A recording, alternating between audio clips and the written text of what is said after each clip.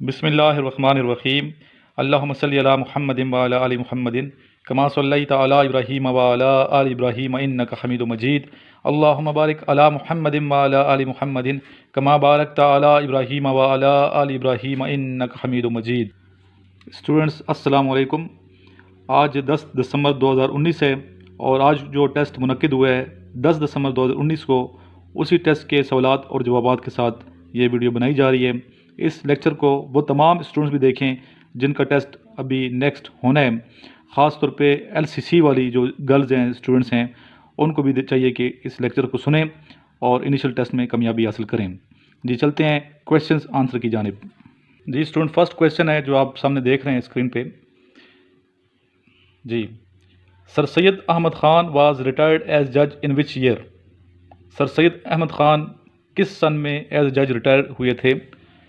तो इसकी डेट बनती है, सन बनता है 1867।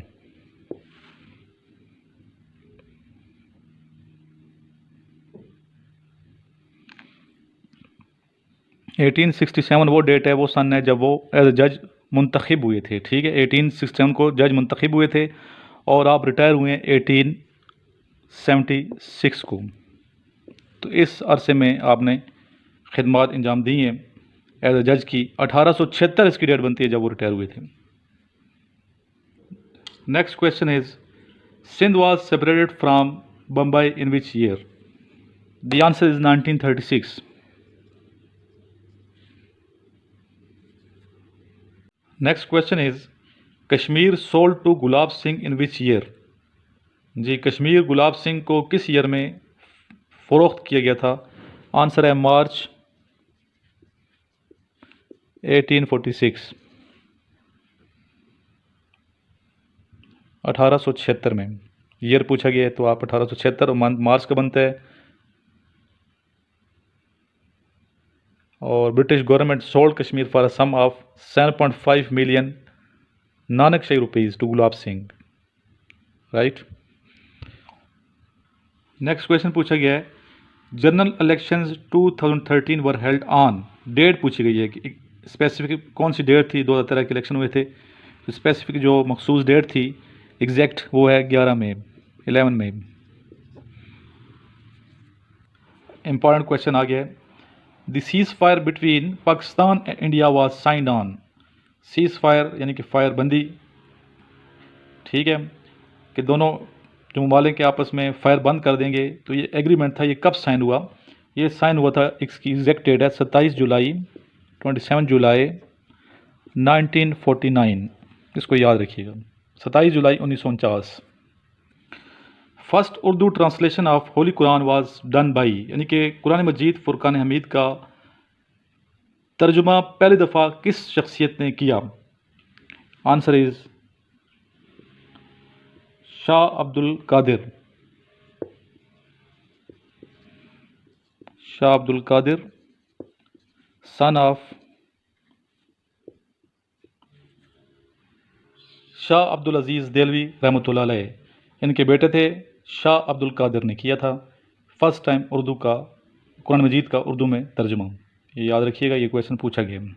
क्वेश्चन है the first black president of south Africa was. South Africa का पहला ब्लैक प्रेसिडेंट, उसका नाम बताइए। आंसर है नेल्सन मंडेला। नेक्स्ट क्वेश्चन है द लीस्ट पॉपुलेटेड कॉन्टिनेंट। जी, सबसे कम आबादी जिस बरआज़म पे है उस बरआज़म का नाम बताइए। द आंसर इज़ अंटार्कटिका, जिसमें कुछ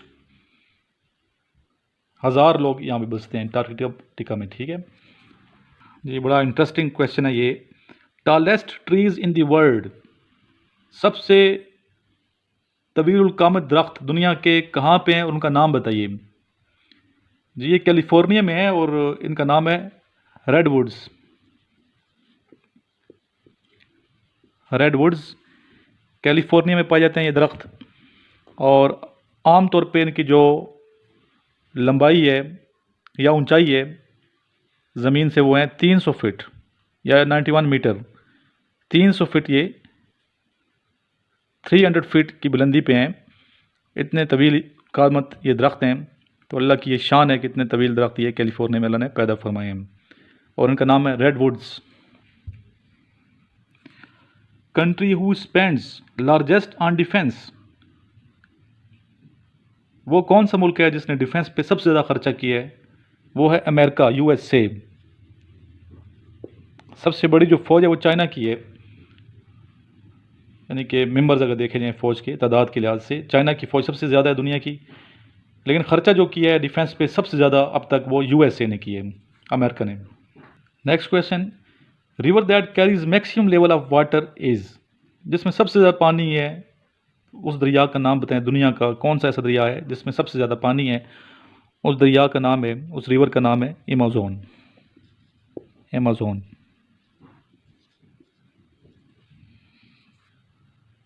और स्टूडेंट्स यही मालूम होना चाहिए कि ये जो दरिया है ये 3 ममालिक से गुजर रहा है, ब्राज़ील, कोलंबिया, पेरू, यानी 3 ममालिक में पाया जाता है जी। Very interesting question, the smallest republic is, सबसे छोटा रकबे के लिहाज से रिपब्लिक जो है मुल्क कौन सा है, जमहूरिया?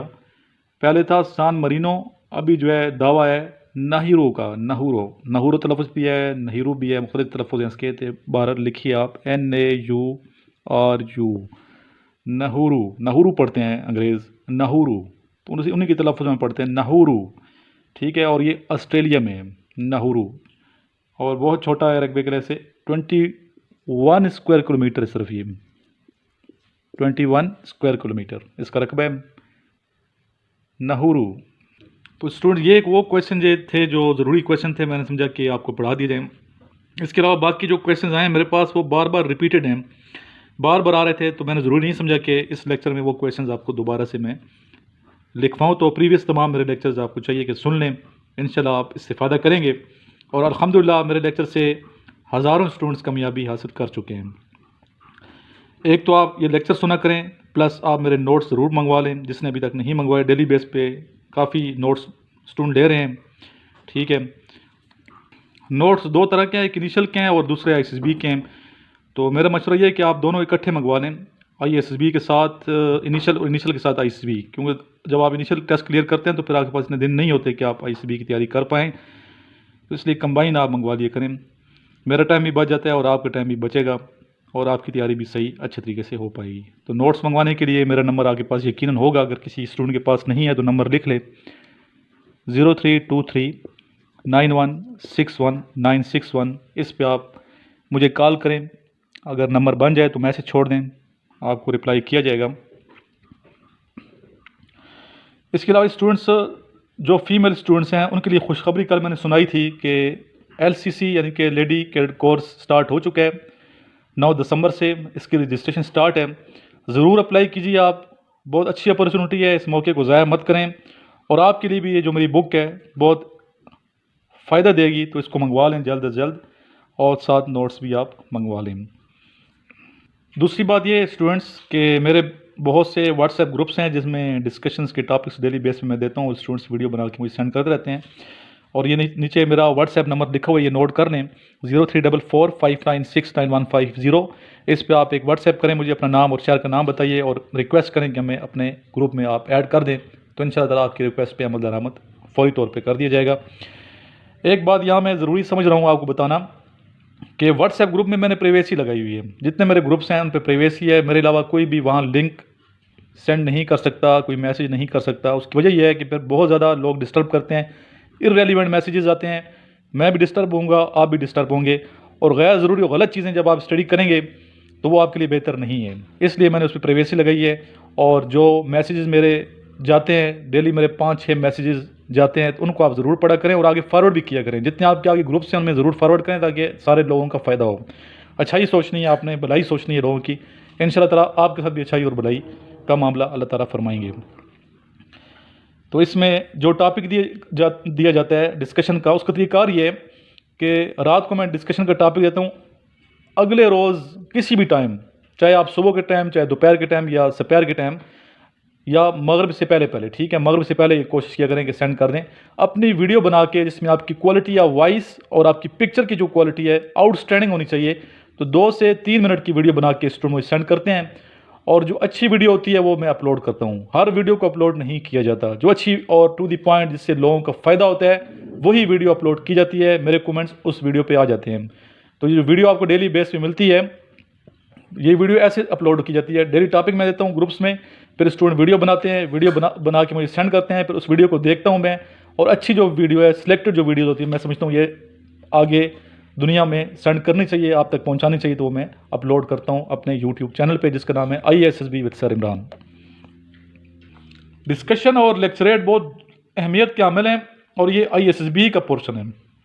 तो अभी से आपने स्टूडेंट तैयारी करनी है, अभी से आप प्रिपरेशन करेंगे। वो स्टूडेंट में जो फर्स्ट ईयर में पढ़ रहे हैं, 12वीं में पढ़ते हैं, अभी से प्रिपरेशन कर रहे हैं, और मुझे खुशी है कि अभी से इनमें इंटरेस्ट है, और ऐसे लोग ज़रूर कामयाब होते हैं जो अभी से मेहनत करते हैं, शुरू से मेहनत करते हैं, एंड पे कुछ नहीं होता। तो आप भी चाहिए, आपको भी चाहिए कि आप मेहनत करें, वीडियो बनाएं, चाहे लेक्चरेट का टॉपिक हो या डिस्कशन का। एक दिन मैं लेक्चरेट का मेरी कोशिश होती है कि टॉपिक दूँ, दूसरे दिन मैं डिस्कशन का टॉपिक देता हूँ।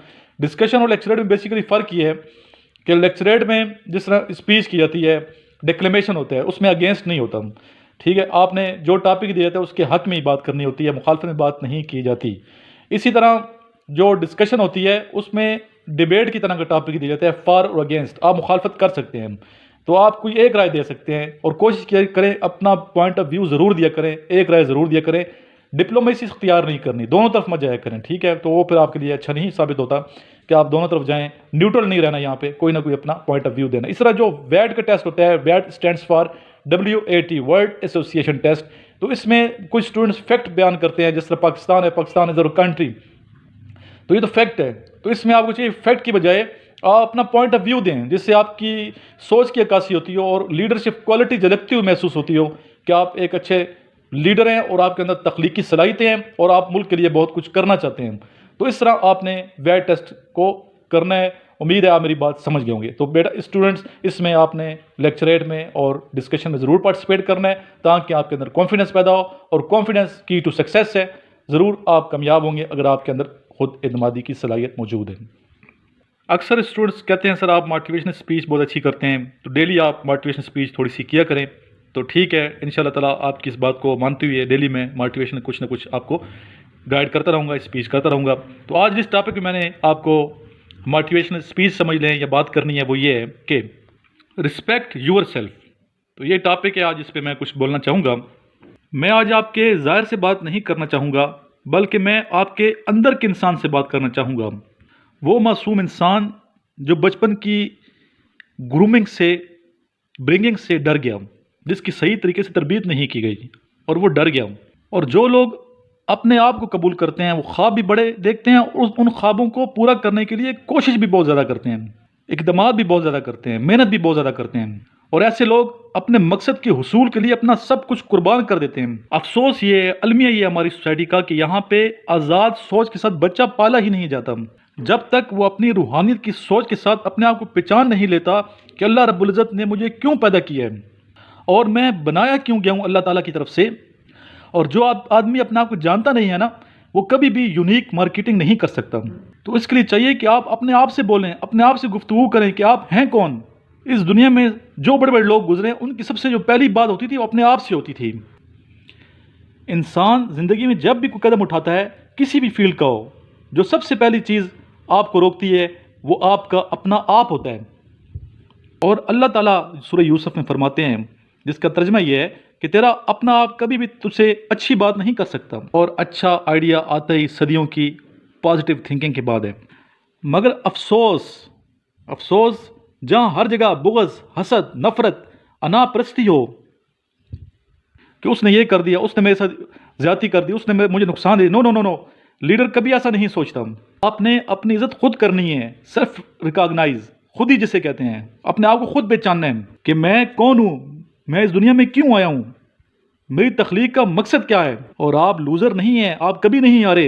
ये नहीं सोचना आपने कि आप हार गए हैं, लेकिन ये सोच कब आएगी जब आप तन्हाई में बैठेंगे, दुनिया से हट के बैठेंगे, अपने बारे में सोचेंगे, कायनात के बारे में सोचेंगे, अल्लाह रब्बुल इज़्ज़त के बारे में सोचेंगे, फिर आपको थोड़ी सी रोशनी नजर आएगी और आप कामयाबी की तरफ जाना स्टार्ट करेंगे। तो जब आप ज़िंदगी में कभी पॉजिटिव करना शुरू करेंगे ना, तो सबसे पहले अंदर से आवाज़ आएगी, खुद अपना आप कहेगा कि नहीं ये आप ठीक नहीं कर रहे, गलत कर रहे हैं। तो इस सोच को बदलना है आपने।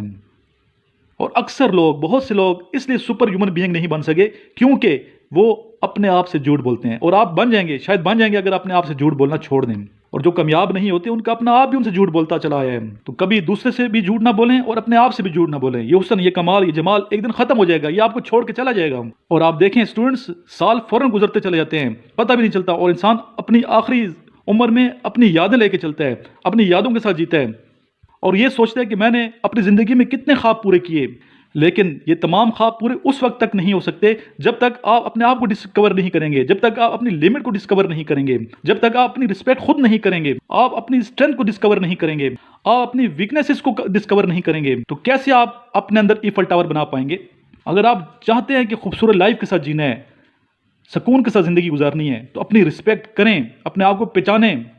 अफसोस कि हम हार्डवेयर पे लगे हुए हैं। इंसान का जो जिस्म है ये हार्डवेयर है और इंसान की जो रूह है वो सॉफ्टवेयर है। सॉफ्टवेयर में और हार्डवेयर में बहुत फ़र्क है। हम हार्डवेयर पे तो बहुत जोर देते हैं, अच्छी गाड़ी, अच्छा कमरा, अच्छा बिस्तर, ये तमाम जिस्म के सुकून के लिए, आराम के लिए। तो आराम और सुकून में बहुत फ़र्क है और सुकून का ताल्लुक सॉफ्टवेयर के साथ है, आपकी रूह के साथ है। दूसरों को खिला के आपको सुकून मिलता है, दूसरों में रिस्क को तकसीम करके सुकून मिलता है, दूसरों के लिए कुर्बानी देने का जज्बा आपके अंदर है और कुर्बानी दे के जो सुकून मिलता है, उस सुकून का ताल्लुक बहुत आला शख्सियात के साथ जुड़ा हुआ है। और ये भी देखिए स्टूडेंट्स,